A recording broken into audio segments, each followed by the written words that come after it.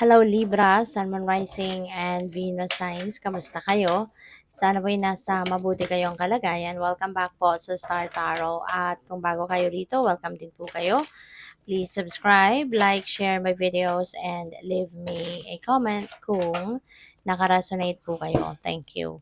So, first card ninyo, Emperor, no? Which is really beautiful, Libra. Kasi si Emperor, leadership, energy, at saka stability. No? So, most likely, ang karamihan sa inyo rito will be focusing on laying a solid foundation sa inyong career, sa inyong trabaho, finances, mga ganyan.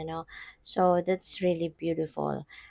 Promotion also para sa iba sa inyo, baka kayo ay magiging manager na, magiging boss na sa trabaho, ganyan, supervisor, no? Nasa position of authority siguro ngayon ang kapupuntahan no ng inyong posisyon sa trabaho. And also si Emperor, this is about fatherhood no kasi this is a father archetype.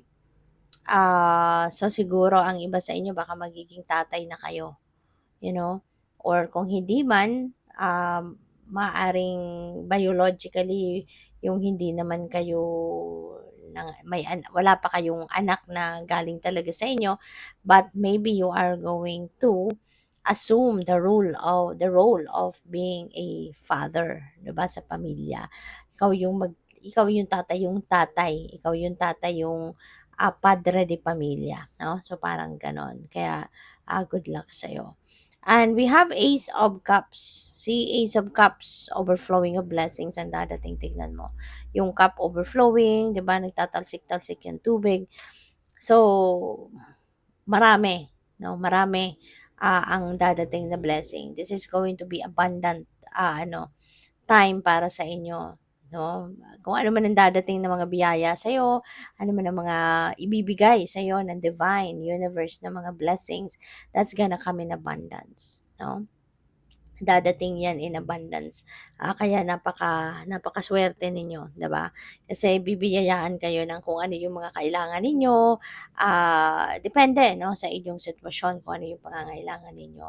It could be love, it could be a relationship, it could be money, it could be opportunity for work, no? It could be anything. No, it could be anything, but you will be filled with joy and happiness dito kasi talagang magiging bongga no ang ipapadala sa inyo na biyaya ng divine universe sa ngayon. So we also have the 10 of pentacles. So napakaswerte ninyo ngayon, Libra, kasi this is about material stability, no? Material security and stability. This is about legacy at this is wealth coming in. No, this is wealth coming in. Hindi lang ito mabilisang yung parang hindi lang ito windfall of money, but this is going to be an opportunity na dadating sa inyo that has a potential na mag-create ka ng long term no na financial security and stability. Hindi lang ito yung amount of money na makukuha mo that would be enough um para lang na tawag dito, matugunan ang inyong mga current na pangangailangan, no? Hindi lang gano'n, no? Kundi talagang this could be a big amount of money, no? Na makakapag-establish ka ng iyong seguridad sa pera, no? Na for the long term. Kaya maaari din na merong mga inheritance dito, no? O pwedeng merong inheritance na pag-uusapan na sa ngayon, maaaring merong return of investment na, yung mga ganyan. So, yun. May mga perang dito hindi mo inaasahan na nadadating. But hindi lang ito maliit, no, na amount. Hindi lang ito pipitsugin, no, na amount na dadating. But this could be a huge amount of money, no, na po pwedeng dadating dito sa inyo. Kaya napakaganda. So, what else for Libra?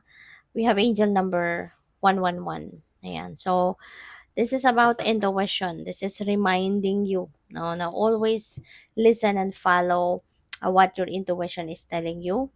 Kasi yun ang, yung intuition natin, di ba? Yan ang gagabay sa atin patungo sa kung saan tayo dapat mapunta, anong dapat nating kalagyan. Okay? Ito yung gagabay sa atin patungo sa mga tamang desisyon para sa mga tamang um, kailangan takbuhin ng isip natin. We have angel number 222. Ayan. So, this is really beautiful energy then. Beautiful message, no? Angel number 222 kasi alignment ito. Ibig sabihin nito na you will be in sync with the divine. You will be in sync, no? With kung ano man yung gusto ng universe, diba, na mangyari. Lalo-lalo na sa buhay mo. So, you will be aligned with the divine plan, yung mga ganon.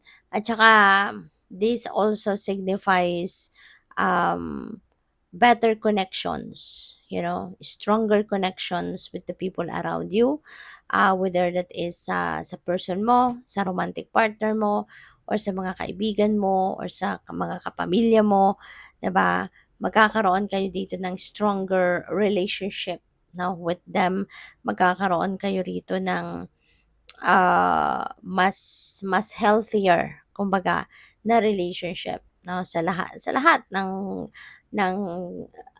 klaseng relationship na meron ka with other people, they will be stronger. Isa ngayon, no? So, what else? We have angel number 4444. So, maaari, no, na may mga obstacles, mayroong mga siguro difficulties na po pwedeng ma ang tawag dito, ma-encounter kayo, but magpakatatag lang kayo. Just hang in there, 'di ba? Kasi normal naman sa buhay 'yon, no, na magkakaroon tayo ng mga obstacles sa buhay, may mga difficulties, kasi that's part of life. That's part of our soul's journey.